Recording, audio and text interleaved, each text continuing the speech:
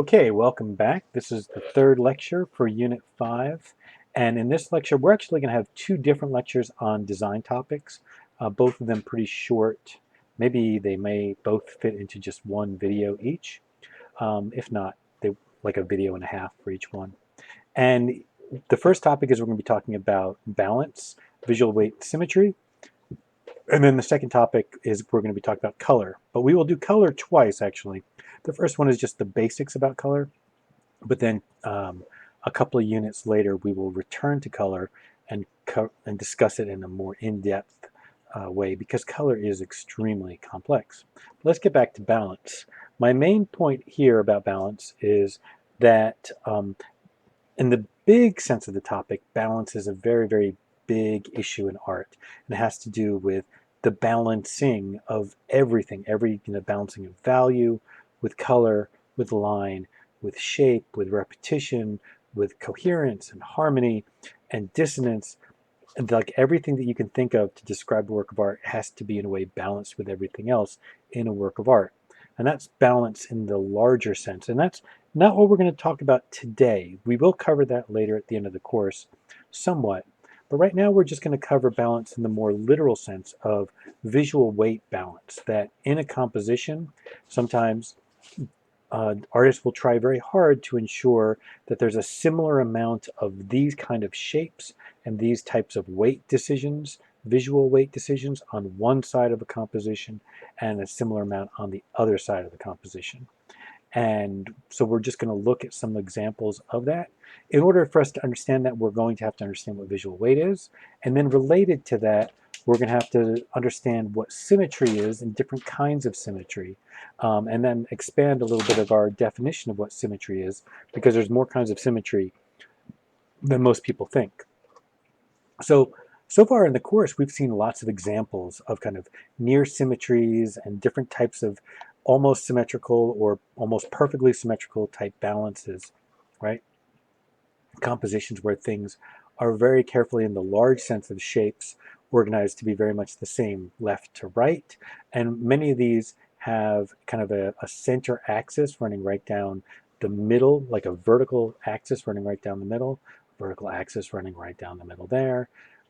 Not quite so perfect there because of the the orientation of the Madonna and the child, but everything else in the composition seems to be paired off very neatly. For a figure on this side, there's a figure on that side. But then there's slight deviations from that, and that's interesting. And then we have other kind of these off, off from perfect, where we have the sense of a symmetrical axis, right? And an axial orientation and reflection in the composition, but it's not nearly as perfect. It's more just a reference to that. So we've seen, as I said, lots of examples of visual balance. And some of them are these types of balances where they feel kind of like based off of symmetry, but then shifted off away from it. I think in the case of LG for Spanish Republic, you can kind of think of it as being like, what if we had a perfectly balanced and symmetrical composition, and then our view just shifting a little bit. So we're now looking at it sideways, like a little bit on a diagonal, and we're picking up a little bit more of this mark on this side, but none of the corresponding mark on that side. So we've just kind of shifted our view of this composition. Or one way to think about the Laocoon group is that this is the moment after they broke from being standing in a perfectly symmetrical organization. They were balanced, right? And then with this attack and with this monstrous event going on, they are now, violently shifting away from, and in a very dynamic way, away from that symmetry. But to a certain degree, the dynamic energy of a piece like the Laocoon group is kind of dependent on us almost visualizing the balanced symmetry of the preceding moment.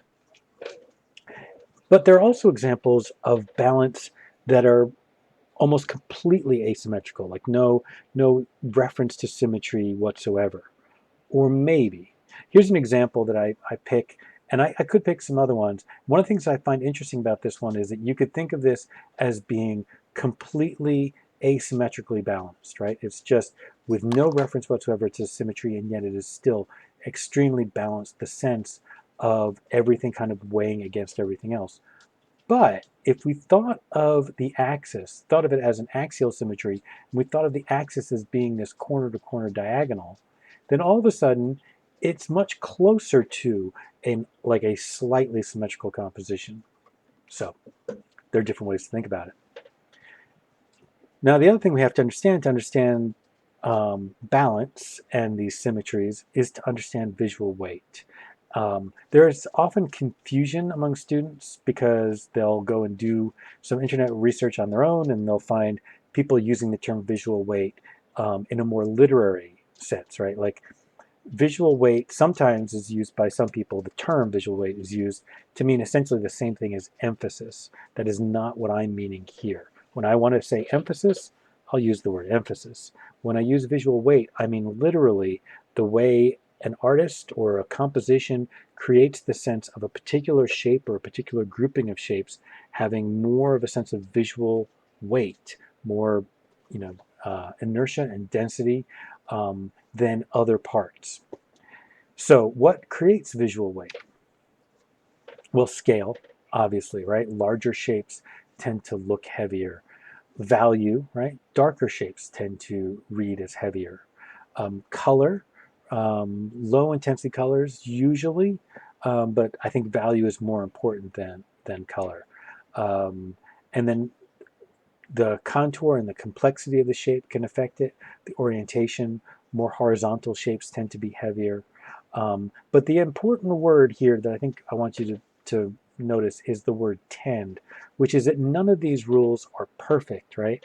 That it doesn't mean that in any composition, that anytime there's a composition where there's two shapes and one's larger than the other, that we can clearly say that that shape is definitely heavier than the other shape, because all these other rules play as well, and context is always the most important thing. So here's some examples of creating visual weight that I created digitally, just kind of demonstrating. So in this case, right, like the shape, right, of scale for the first one, right? This is the exact same R there to there, and just the bigger R reads heavier.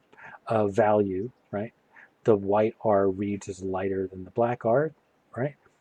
Complexity, where the simpler R slightly reads as a little bit heavier than the more complex R.